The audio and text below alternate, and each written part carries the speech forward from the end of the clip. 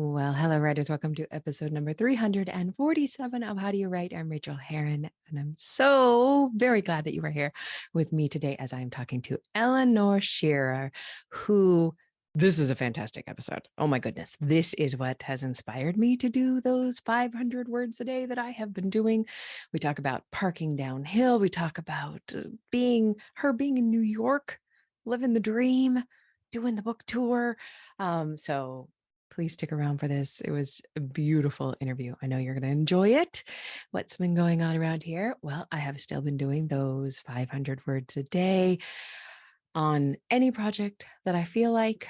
They are kind of bonus words. They are found words. They are feeling super delicious and fun. They are on top of the other work that I'm doing, but they are kind of this beautiful promise to myself that I am really, really enjoying making and fulfilling. So that has been really, really nice.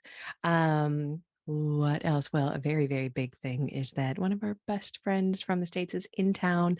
She arrived last night. She's our first visitor to New Zealand. She's the first person to stay in the guest room office, the guest part of my little office suite here.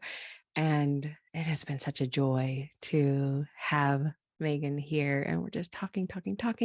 Literally just had brunch a few minutes ago on a random Thursday morning. Some friends came over, made a big brunch, and that's been really good. So this weekend, we're going to do a lot of touristing and playing and going out and doing things. And it's a little bit rainy, but that's okay. It's summer in Wellington. It's still warm and delightful. So that has been fun. What else? I feel like there is more to tell you business-wise. Is there anything more to tell you business-wise? I don't think there is. I've been writing. I've been working. Classes have been going great. Really settling into the house. We're having a little housewarming party this weekend with people that we like. We have invited over, and I am looking forward to that. Hopefully it won't rain that day, but it might, and that's okay. And I'm just feeling very grateful about this life and this house and how I have structured my life to get the words in, to get the work done. Super enjoyable. All right. So I want to thank new patron Linda Moore. Linda, I wish for you the thrill of an eagle soaring high above a river, mixed with the coziness of an underground mole tucking himself in for the night, blowing out his candle and snuggling into bed. So I hope that you have the thrill of flying and then the coziness of snuggling today. Thank you for being a patron. Thank you to all patrons. You allow me the time to do this. Thank you, thank you, thank you. If anybody wants to check out those perks over there, you can go to patreon.com/Rachel. And now let's get into the interview because I feel a little bit boring this week, just working and playing. So that's good. And so let's talk about Eleanor, because she is the reason you're here. Oh, you're going to love this. Okay. Eleanor Shearer is a mixed race writer living in London, where she works as a researcher at a think tank called the Institute for Government. She is Jeanette Winterson's goddaughter, and River Sing Me Home is her debut novel. Please enjoy this ultra delightful interview with Eleanor. I hope you get some of your own writing done. Remember, you are worth it. No one's going to write your book for you. You have to do it. That's the problem about writing, is that we have to write it. Do just a tiny bit of it, tiny bit of a chunk of it. Listen to this podcast, write for 10 minutes, and then come find me somewhere on the internet and tell me how it is going, because I love to hear it. Okay, here we go with this interview. Enjoy. Well, I couldn't be more pleased to have you on the show today. Hello, will you please share your name and your pronouns with us? Hi, my name's Eleanor Shearer. My pronouns are she, her. Thank you. Your book, River Sing Me Home, was gorgeous. I was so pleased to get, I always feel so sneaky when I get the pre-pub through NetGalley, and it was beautiful and heartbreaking. And I have been so excited to talk to you about this. First of all, this is your debut. How does it feel? Because it's not out yet, right? It actually is out now, but Ah, only for a couple of weeks. how does it feel? It feels surreal. It's interesting. I was actually talking to a writer friend of mine whose book is coming out later in the year. And I said how I didn't feel like my life had changed, but in a good way, in a sort of, how sometimes Yes. you have these big events and you think, I'm going to Yes. wake up the next morning and my anxiety will be cured, my skin will be clear, but actually it never works out that way. And then she said, that's interesting. I feel like my life has changed. And because I've met amazing people and I'm taken Mm, seriously as a writer now. And I thought, actually, you're so right. It's that this journey, because it takes such a long time to publish a book, and this has been a journey of little increments, so little moments of celebration, such that when you get to the launch itself, it doesn't feel like such a big deal, even though it is in yes. a way, because you feel like you've taken all those little steps to get there. So I guess that's a long way of saying it feels really nice, but it feels not like this massive rupture in a really good way. It feels like my Yes. life continues to just gradually change and accumulate all these things about being a writer. What a perfect way of saying that. I read something somewhere and I can't remember who said it, but she said that she expected that when she was published on the day her first book came out, that she would go out to pick up the paper and look up into the sky and feel that the whole world was changed. And I actually remember on the first day of my first book coming out, I went outside and I thought, oh, I'm just me still. Nothing has changed. And there was this Mm-hmm. deep disappointment and also a deep well of relief that Mm. it's just, it's just normal. And what a beautiful way that you put that. Can you please tell us about your writing process? This is a show for process junkies. How do you get it done? Where, when? Are you pants or plotter? Do you write at home in the cafe? All of that. Yeah, so my biggest rule is that I try to write to a word count every day. I love a And rule. yeah. And other than that, I mean, I think I'm an interesting person in terms of the level of routine I can tolerate. I'm really someone who, say, with my exercise regime, I need to say to myself, I can run 3 times a week, say, but any more precise than that, and I start to get stressed. So I need enough routine to Mm, give me discipline, but not so much it starts to feel like a huge burden. So effectively that 500 words a day, that's my limit. So then in terms of, is it morning, is it afternoon, is it evening, I do have a day job. I work 4 days a week, so I have to fit it around that. And when I wrote my first book, I was working 5 days a week. um so I like to get it done in the morning, because then it feels like it's not hanging over you. Even though 500 words, I chose it because it's not very much, even on your worst day you really can do 500 words. yeah. And but also it's kind of like, when you have a doctor's appointment, say at 2 o'clock in the afternoon, and then your brain just goes, well, that means my whole afternoon is I can't do anything that afternoon. And And also the morning. My morning is also shot, you yeah. know. And sometimes it feels like that. I'm kind of, if I have left it until after work and I'm coming home from work and it's about 6 p.m. and I'm thinking, I have no time this evening, none at all. When in fact, on a good day, that will take me 20 minutes to do. And on a bad Yeah. day, maybe an hour. And so it's so funny how if I get it done in the morning and out the way, then I feel like, oh, the whole day is mine. So yeah, I like to do it in the morning before work. I get up early, and I have a cat. I sit down in my living room. My cat comes and sits on my lap and keeps me company while I write. But like I say, I really don't, I'm not too rigid about it. The only thing I am rigid about is that 500 words every day. For me, that was the breakthrough. It's almost, it was treating it like a job for me, I guess. I spent quite a while, and I'm sure lots of writers are the same, waiting for inspiration to strike, not wanting to write when I didn't feel in the mood. And then I thought, actually, I go to my day job when I'm not feeling great. I go to my day job when I don't want to be there. And so I have to make myself write these words. And I think the other thing was, I know some writers that do time rather than words. And for me, words was the motivator, because I like how it expands and contracts. It's almost like a kind of punishment. If the words are not coming, you're checking Twitter every sentence. You're like, well, the only person you have to blame is yourself, because the words have to get written at some point. You So could I be out quite of here like in that. 20 minutes, but you're Yeah. not, are you? Yeah. I feel like if I set myself a kind of, oh, I'll do it for an hour, I always worry, what if it's not a very productive hour? And what if it's not a very Right. good hour? So yeah, 500 words a day for me. My first novel I wrote religiously every single day, come rain or shine, however ill I was feeling. There's one very sad day where I had driven to see my now fiance, and then driven back in the same evening, and I got home at literally midnight, and I thought, to do my words. I haven't done them yet. So I was very, very disciplined about it because I was so worried that if I took even a day off, I would lose my momentum.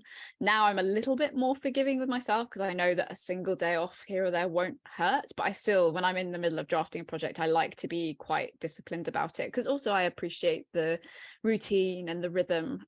The last thing I'll say about the 500 word thing is that the other reason I like it as a kind of manageable chunk is that I feel like it means that you always finish the day often in the middle of a scene, even in the middle of an idea or a moment, that you then pick it up the next day and are not faced with a blank page and not faced with the start of a new chapter and not really knowing where the story is going. It really, for me, allows time to sit. And it's been interesting, actually, this move from starting writing when I was working 5 days a week. Now I work 4. Even on that now entire day to write, I do tend to write more than 500 words because I have the time, but actually I think I've never written more than about 2,000 words in a day. I hit a bit of a creative limit where I just need time to let the work sit and work out where it's going to go next, because I am an outliner. I do like to start my story with a sense of where it's going. I write from the beginning of a draft through to the end. I don't kind of jump around. But I always need to leave some room in that skeleton for things to surprise me, to work out exactly how a character is going to get from A to B, or what side character could come in at this point of the story to give it a bit of texture. So yeah, that sense of having time for it to sit between your 500 word chunks. I think if I was pushing myself to do 1,500, 2,000 words a day, I would just run out of steam so quickly. The 500 words is just such an amazing amount. And it is astonishing, isn't it, how fast it adds up. It adds up into books. And, for the first 10 years of my career, I was writing and working full time. And then I became a full-time writer. And I do not write books any faster now. I write it at the same pace as I did when I was fitting it around the day job. And, and I love it and it's fun and it's great. But I think our pace is our pace is our pace. And I wrote one book in chunks of 4,000 words, and I'm still not recovered. Like I am like Goodness. A good 500 to 1,500 word writer a day at the most. Yeah. I feel that. What is your biggest challenge when it comes to writing? Oh, that is a great question. Biggest challenge. I think actually I'm going to answer this question in a slightly roundabout way, because what first came to mind is I was once told by a friend of mine who also does a kind of word count per day, that what you default to on the days where the words really won't come is kind of the thing that you enjoy most or are most naturally good at. So for her, it's dialogue. She will write 1,000 words in her day, and she won't add any dialogue tags, any scene description. She knows obviously she'll have to come back, edit, and that will and but it's what allows the words to come. And for me, it's plot and story. So when I was having my off days writing River Sing Me Home, it would really be, I need to get a character from A to B. I'm going to write the sparsest prose imaginable. And that was what enabled the words to come. And then it was only when I finished the draft that I realized in editing that, and so it's probably the challenge is the self-awareness, that the days that felt good, where the words were flowing, I had all these flowery descriptions, were overwritten and needed to be cut. And the days where the prose was functional and sparse, like I am a huge advocate of a bit of functional prose now and then. And so actually sometimes those sentences ended up in the final manuscript in a way that the ones I wrote when I was feeling good did not. So it's not necessarily the challenge. It's not necessarily the challenge in drafting itself, but when it comes to editing, like I guess it's the old kill your darlings mantra, but knowing that sometimes when I feel like I've written the best sentences known to man in the moment, they will need to be cut. And actually it's quite a nice feeling to know that the days when it feels like it's the worst thing that anyone's ever written, the plot is terrible, the characters are awful, who will ever want to read this, those days still produce good work. And so it is worth persevering and keeping on with it. I love that. And our judgment will never be up to the task of deciding in that moment whether it's good or bad. It just needs to be done. It just needs to be done. Oh, I love that so much. Okay. What is your biggest joy when it comes to writing? I think I get it over the course of an entire draft, and then actually in kind of microcosm through each sort of chapter and scene, that when I can't start a book until I know how it ends, often literally down to the last sentence. I'm always slightly impressed and baffled by writers that do start and do a process of discovery and don't know how exactly a book ends. For me, the way that I motivate myself, the thing that keeps me going, that keeps me crawling through that awful kind of middle 2/3 where, as I say, it feels like the worst thing ever written, is having that ending image in mind, wanting to earn that ending image, feeling like it would be emotionally satisfying to get there.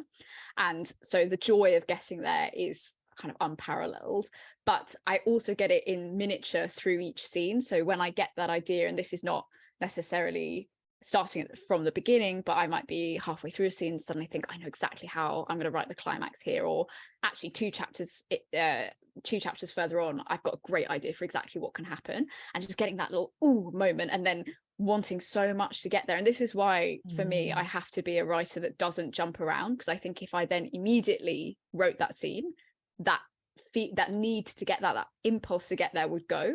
You would And never go so back and fill it in. Yeah, exactly. So the thing that enables me to write an entire draft is delayed gratification, is making myself wait for and earn for those moments. But then when they come, they're so satisfying to write. I love doing this show so much because I'm always getting ideas and wants and yens to do things differently. And I am the writer who will always write my books to the dark moment. And I get so dark that I cannot fix it. And then I will do a whole revision and then write the ending, because I absolutely never know the ending. But I am a delayed gratification person. I will always eat everything I don't like before savoring. I will receive a box of something that I love in the mail, and my wife is always like, "Why don't you open it?" I'm like, I'm saving it. So when you talked about it like that, I want my next book to have an ending that I am moving toward, in that delayed gratification. That sounds delicious, and I don't know if I'll be able to do it, but I'm going to try it. And I know that you didn't get the questions ahead of time, so this one may throw you for a loop, and I forgot to prep you for this one, but I think you'll do great. That said, can you share a craft tip that you have learned from writing of any kind with us? I think I'm going to loop back to something I said earlier and give it a name. There was a wonderful essay in The Atlantic, I think, that finally named this concept called parking downhill. So it is this idea that you should end your writing day with something left in the tank, with a sense of where the scene is going, where the chapter is going. Don't write to the end of a scene and stop. Don't write to the end of a chapter and stop, because then that leads to the dreaded writer's block. It leads to you opening the document the next day, faced with having to take the story somewhere new, and you don't quite know where it's going.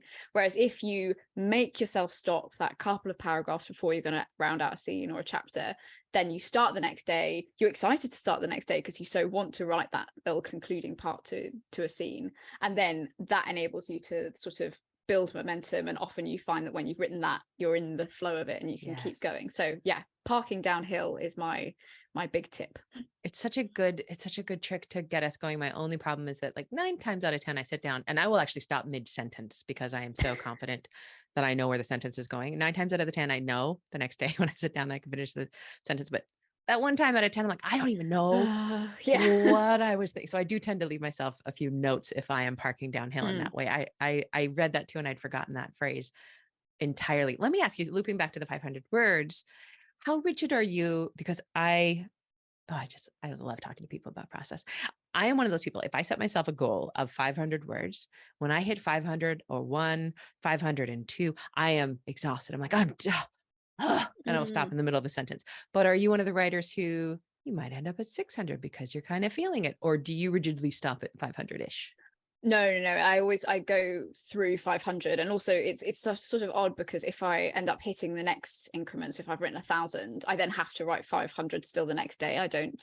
But if I stop at 997, I only have to write 3 the next day. So that was sometimes my way of giving myself a day off effectively. If I knew I was going out and I knew the next day I'd be really hungover, I'd write 800 words, 900 words, and I'd be like, you're still, it's that, I think it was that sense of wanting to come to the document every day, but having that built-in flexibility of, look, if you really do well the previous day, you get a slightly easier ride of it. But then sadly there are also the days where you write some exactly up to 500, 501, 502, and then you know that the next day you really are going to have to write all those words.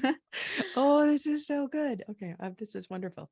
What is the kindest thing that anyone has ever done for you in your writing career? That's such a good question. I think this is really playing the long game here, but it's probably my mum. And the reason it was the long game is that right from when we were children, she was always the type of parent who said, I'm never going to lie to you about your abilities and talents. So I'm not going to, you know, go out of my way to be mean to you. But to give an example, my mum used to be a musical theatre actress, so she really knows her stuff. And I was once in a play at school. I love musical theatre. I had my solo, and I asked her afterwards how it was, and she said it was very in tune. And so then I knew that musical theatre was not my calling. Yes.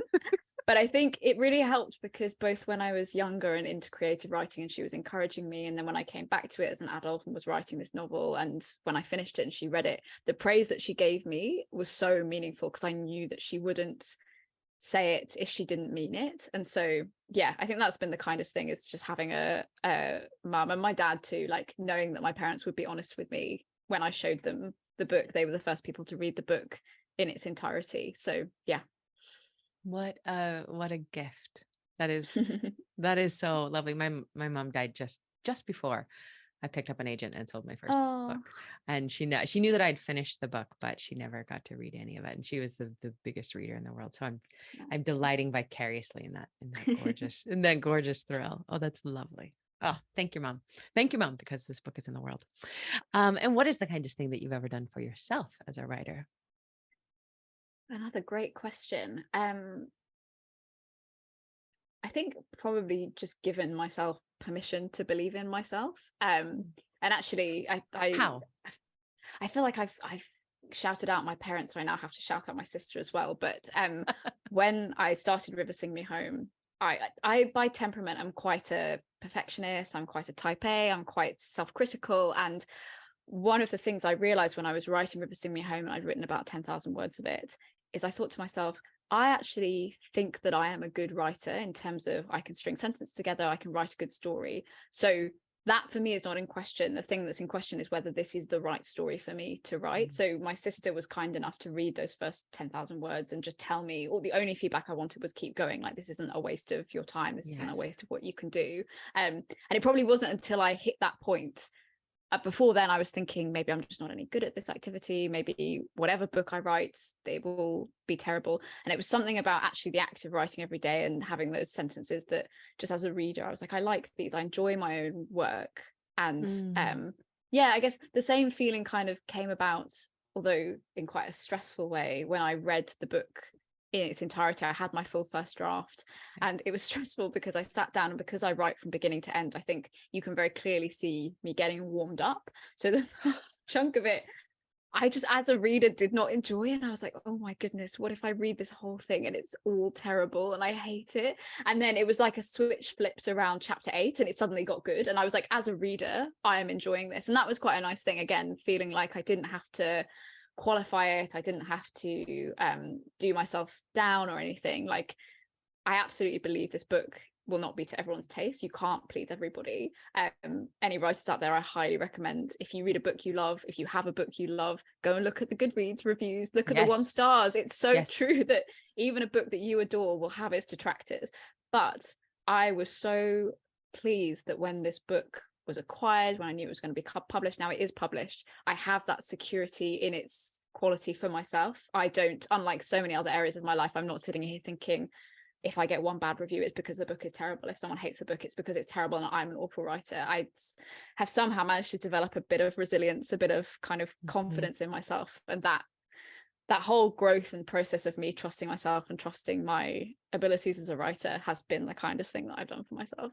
That is gorgeous. I always ask these questions, but I don't know if I've ever answered them for myself in my head. But as you were speaking, I realized that the thing that brings me most joy, the most joy in writing, there's so many things, but is the day when I put it onto my Kindle, it's about to go to my agent or my editor, and I read it in its entirety, and I have the deep bone enjoyment of like, I just don't care if anybody else likes this. And of course, then I'll get copy edits. And then I realize I'm the worst writer in the whole world who's never used a comma before. But that feeling of enjoying it is so good. So going back to your sister, what did she say to you after she read those 10,000 words? So they, using they them pronouns, they don't worry, you want to know. They basically just said, keep going, I really like it, I found it very emotional, I think it's good. So it really was, I because especially because I write in order, I think that any more detail than that, you know, I'm not going to come back and fix it. If I came back and Yes. fixed it, that would derail my whole process. Right. So Exactly. all I needed to hear was that I really enjoyed it and it's good. But it also sounds like you were direct with them about what you wanted to hear from them. You didn't want to hear the Yeah. fixes. You just wanted what you needed. Keep going or don't, you know, like absolutely go get a different idea. Yes.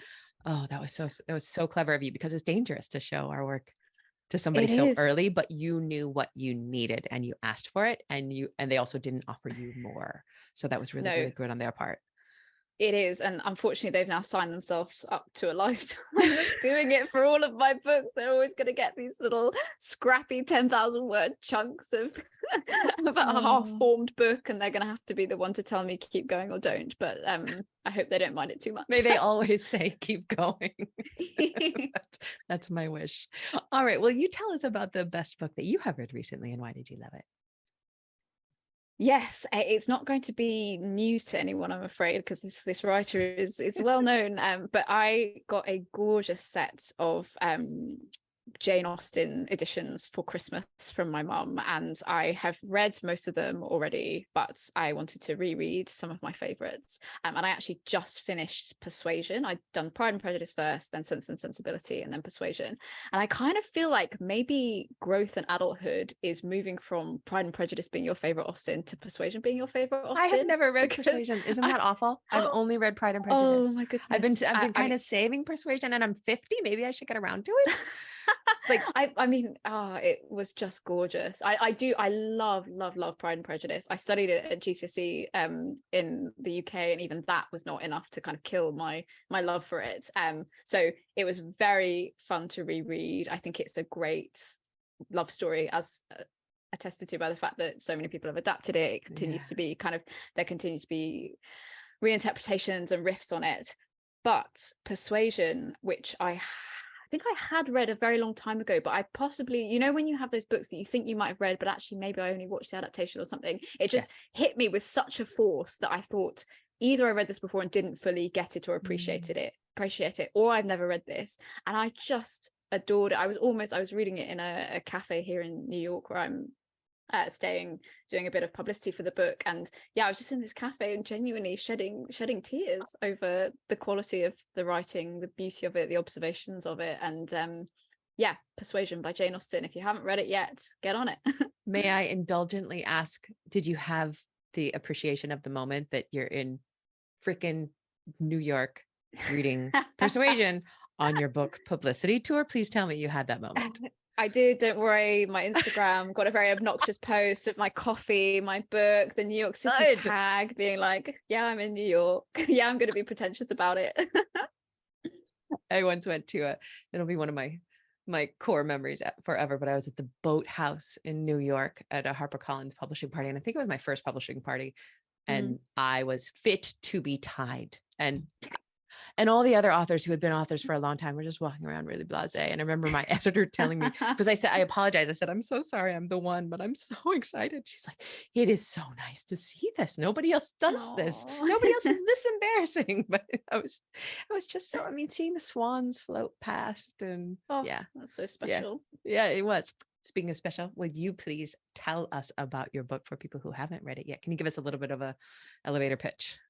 Yes. So River Sing Me Home is set in the Caribbean just after the end of slavery. And it's about a woman, Rachel, who's going looking for the children that were taken from her and sold to different plantations. One of the great crimes of slavery was the way that it broke up families, destroyed families. And Rachel is inspired by the women in the Caribbean we know really did refuse that act of destruction and try and put together the pieces of their families again. I just got goosebumps thinking about it as you were talking about it. It is available everywhere, in every fine bookstore and online. Will you tell us where we can find you? Yes, I am on Twitter and Instagram, Eleanor B. Shearer, and I also have a website, eleanorshearer.com, where you can sign up for my monthly newsletter. It has been a delight to talk to you. Thank you so much for being here, and may it fly from the shelves. Thank you so much for having me. It was such a wonderful chat.